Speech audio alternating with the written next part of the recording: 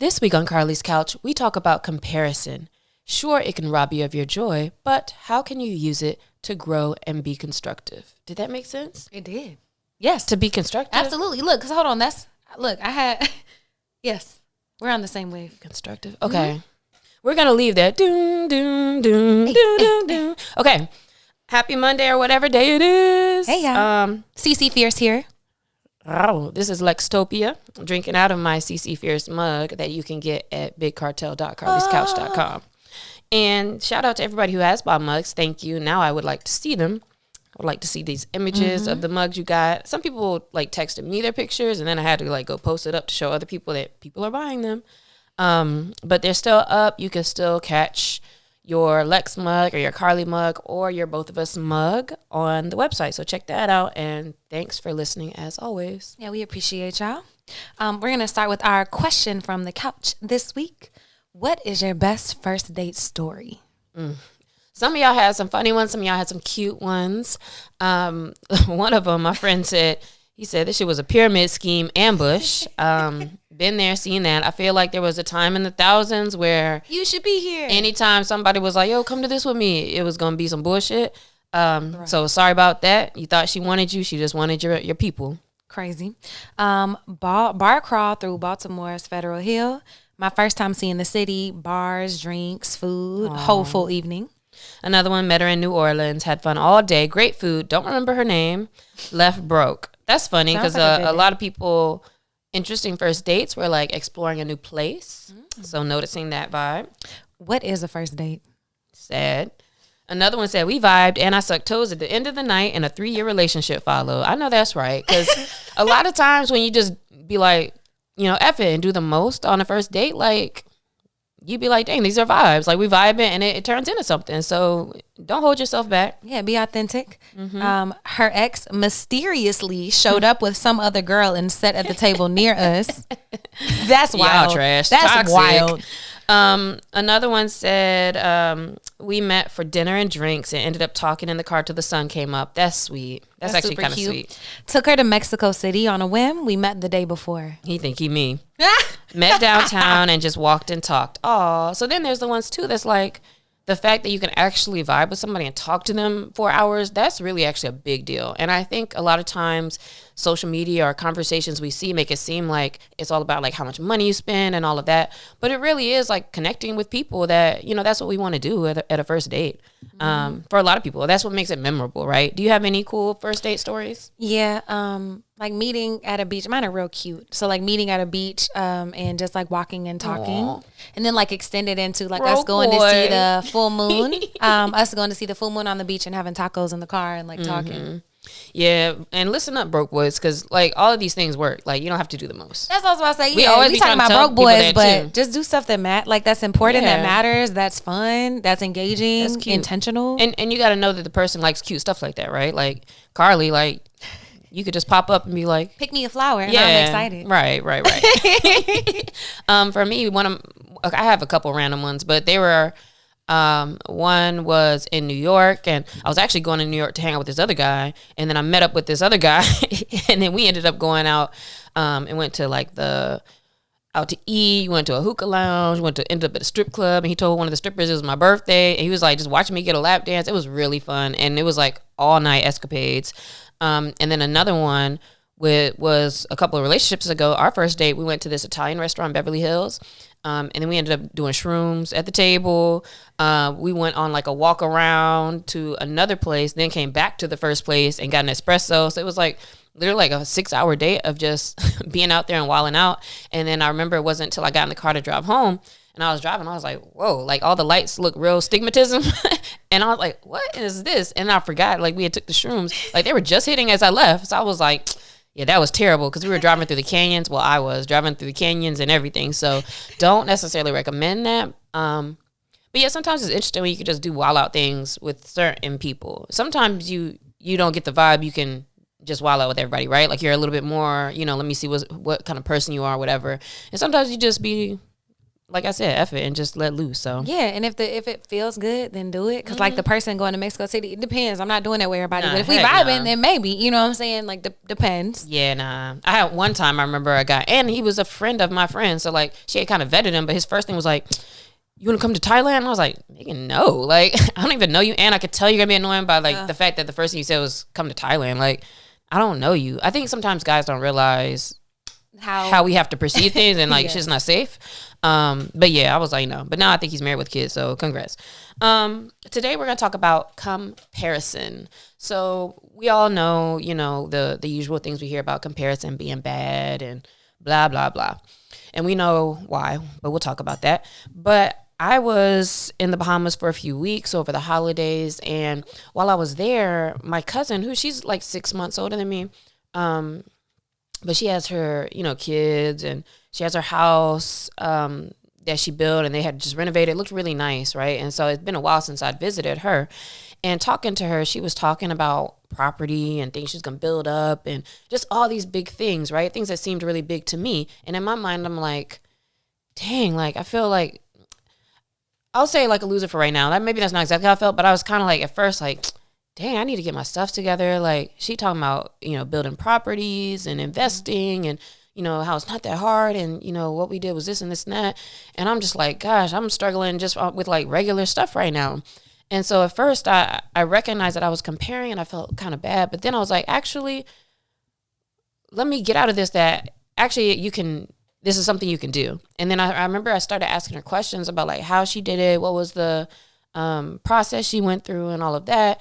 And then I kind of, for the next couple of days, was starting to think about like what my goals were. So it helped me kind of reframe like, okay, what are some of my goals, and like how can I do steps of like, okay, maybe like properties down at the end of the list, but first is this, and then I can kind of want to work towards this.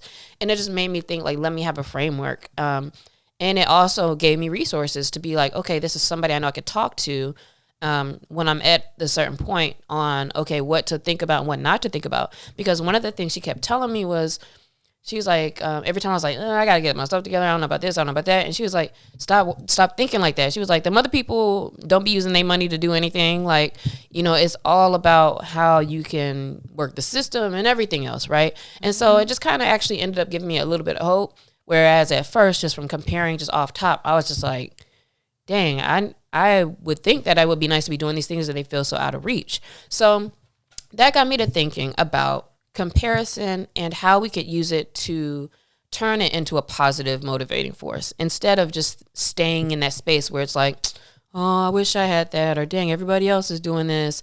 But what can we do to take that to the next step, to accomplish things and to achieve things?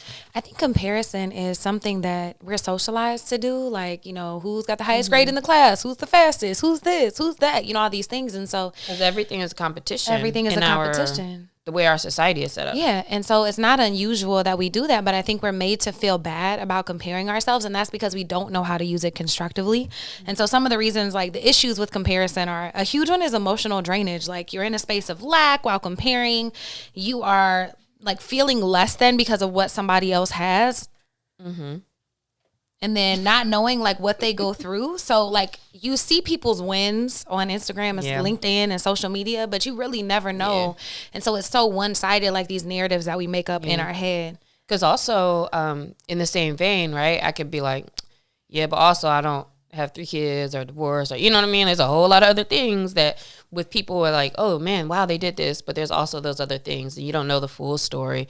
You shouldn't necessarily be thinking like, I want to switch with this person or live their life. And then even think about yourself. Like, I don't be putting up everything either. So like, even what people see of me, sometimes I'm like, what are y'all talking about? But I'm like, oh, I guess I'm gonna put up highlights and put up things that are cool. And also reminding myself like, oh yeah, these things are cool. So it's not like you're this and they're, something else or way out of this league or whatever. It's all kind of perspective and a lot of context that you don't know. Mm-hmm. And I think one, like hating ain't never helped anybody get better at things. And then another one is it really just steals your joy and like your ability to be grateful and present with where you are and what you have. Anytime you're like too concerned with what other people got going on. Yeah. And sometimes, especially when it comes to like work things, sometimes it is easy to fall into that slightly like hating space too, because you'd be like, this person's like, talking at this place or a part of this event or whatever. And it's like, they don't even really know, what their industry is, or they don't, like, you might know things and it's like, well, how are they getting to this place or that place? And you really just have to run your own race and not be worried about, honestly, what the next person is doing anyway. Unless it's like, oh, let me get some tips on how they're getting in these spaces, because you know that you could be in them and provide value in those spaces as well. So it's really also something that can ruin your relationships. If you are secretly, I'm gonna say secretly, but like if you're kind of like comparing all your moves or comparing consistently, like somebody who you call your friends life with yours, then I promise you the energy is probably kind of negative when you're like around them, or phony if that. It's just not like a loving space to be in. It's not a free feeling space. It doesn't feel good for you. They might feel kind of like a little bit. I have one story. It kind of relates to this, but I remember one of my friends, who I would call like one of my best friends from college. I remember one time she said to me, she was like, you always get everything you want, or like you always have everything. And I was like, okay. At the time I was like, okay. But now I'm like, yeah, because I know what I want. I go do the things, right? Like while, you may be cool being in, this position or doing that or, not traveling or whatever it is, right? Like, I'm doing the things I want to do. And I'm like, and you can too. So it's kind of frustrating to talk to or have situations with people who are also kind of talking to you as if like, oh, you got it on me. And it's like, okay, I guess, but you could be doing whatever you want to. So why compare when, and I'm always happy to like talk to people about what are you trying to do and bring that out of them and figure it out too, right? So let's do that instead of just comparing and then feeling some kind of way. And it's so hard to love people who do that. Like, it really strains relationships. Like, even if you really love a person, because I had someone like that too, who was like, oh, you getting all these things. And it's like, bro, you don't see me working for all this stuff I'm getting? And sometimes I think they don't realize they sound like that. Like, you also could have just been like, wow, congrats. Like, you're doing really well. But it's like, you getting all these awards. Like, okay. Right. Yeah. Or like, what are you trying to say? Or feeling like, why not me? Like making their situation about you. Me. Yeah, like any of those things are signs. And the negative side of comparison, which are all very real, and a trap that a lot of us can get stuck in. It doesn't have to be like that. So do you have any stories or any examples where sure, you could have compared, or maybe you compared, but then you reframe that to be like, actually, let me use this, what I'm seeing or what I'm thinking or what you're doing to like help myself and take myself to the next level? Yeah, absolutely. The first one I thought about was one of my friends who's in film, and then I'll tell my own, but only because he told me and it was so powerful at the time. He was, I have two mutual friends from undergrad who live in LA and both in entertainment and stuff. And one of them was killing it, like $1 million deals, like doing the damn thing. Right. And the other one was, but behind the scenes, and he wasn't really posting and stuff. And anyways, he was just like, I've always looked at him and been like, why not me? And then he changed that and was like congratulatory, like genuinely, like really happy for him and really, set with himself. And then that's when like the gateway kind of broke and all his stuff started popping. And he was like, wow, I was holding myself back thinking, wow, why always him? Why not me? Instead of like, why can't it be me? Wow, look at all the things he's doing. He's opening doors. Now I have a connect at this place that maybe I want to do something. And he was able to like flip his mindset. And the moment he did that, he said everything changed in his career. Did he also change something action wise that opened up more opportunities? Or is it just when you think different, now you're seeing the spaces to I was about to say, forward? I think his was just mental, like thinking different. And I think that that's so important. One of my homegirls who lives in Dallas, she has educational consulting business that does psychological safety. She's amazing, but we're very much overlapping. Like we got our yoga teaching certifications at the same time and all these things. And what's interesting is it could be so easy for me to look at her and be like, damn, why is my business not growing? Why am I not getting these contracts? But instead, her and I always talk about ways to grow my business. Every time her and I talk, she's like, how can I help you? Here's my system for this. Here's this thing. What do you need? And like always feeding me work. And I'm doing the same thing with ideas and helping her grow her stuff. And it's been such a beautiful collaboration when it could have been something, to make me feel bad. Yeah. Yeah. I think those are good examples because, again, it's like, why compare when we could collaborate, when I could choose to respect you? I I could choose to lift you up, and I could choose to ask you questions. And like, I think that's a big thing too. I think we have so much pride now. And I think that also with social media, it's like we all want to be experts at everything and know everything, that we don't stop often enough to ask people like, well, oh, how are you? How'd you get all those speaking engagements? Who's your link for that? Because a lot of times it will be like, oh, it's just somebody who you know or whatever, right? And so it's like, well, let's take time to actually be curious and to explore opportunities instead of just being like, dang, they get everything, because you could move into that same space. So when we find ourselves comparing, I think that we can work with that. If you're able to, first of all, of course, the first thing, as usual, is being able to notice it. And I think I notice it when how would I say this? Like, if I see something and I immediately kind of just feel some kind of way, I know that's not really explicative, but, if you see someone with a fire outfit and you're like, dang, that joint, it's like, you're like, dang, I ain't really dressed up today or whatever, right? As soon as you kind of feel some kind of way. So I would say the first step for sure is noticing it. But if you can get to a point where you can notice it, I think that you can also allow comparison to be constructive. So we're going to talk about how we can do that.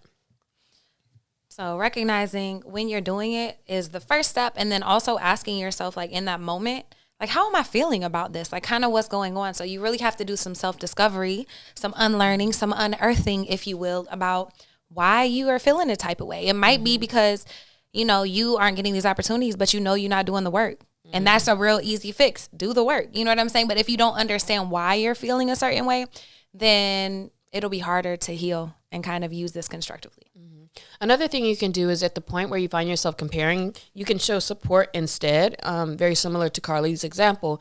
But for example, if you see somebody, and I do this all the time, like, you compliment somebody like, oh, wow, your brows look great. It could be as simple as that to nice car, or congratulations on being at that event. Like, turn it into support, into being congratulatory to people, because you got to give people their shine. And it does kind of open up something. And like, I think the comparing and kind of hating, but it's like staying to yourself, is kind of like a blockage. And just by like allowing some joy to flow out and to praise the next person, I think that really does kind of open doors a little bit more. And you never lose anything by giving people love, giving people praise. And also it helps people like look at you as a generous person, which also opens up more doors. And I think what you said about giving is important too, because it's a little bit more abundant mindset, because why is it something to hold back? Because obviously, for one, if you're comparing, obviously you like what they did or see something good about what they did, right? So to see that and not acknowledge it is kind of like a lack mindset, as opposed to in abundance. It's like, wow, you did that. That doesn't mean that can't nobody else do it, that you can't do it or whatever. So I think it's kind of more of an abundant mindset as well. And in that abundance, like being inspired by people doing amazing things, by changing their body, getting that job, moving to another country. Like, instead of looking at it like, man, I'm lacking in these areas, using that moment to be inspired, and then taking stock of your own goals and tasks. Like the things you need to do to get to where you want to be. Or like, wow, like Lacey said, she's like, man, I never even thought about that. That is such a cool idea and opportunity for my business. Never even thought about it. Right. And so next is being curious. So to ask those questions, oh, well, so how much did you need to save to start out with it?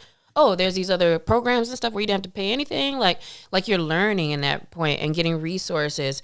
And that allows you to A, take that inspiration, and then B, start moving into figuring out what a plan could be for you, or how you can also make something true for yourself. Another important one is to water your own grass and invest in yourself. I think that it's harder to feel bad about yourself if you know you're doing all the things that you want to do for you and that you need to do to fill your own cup.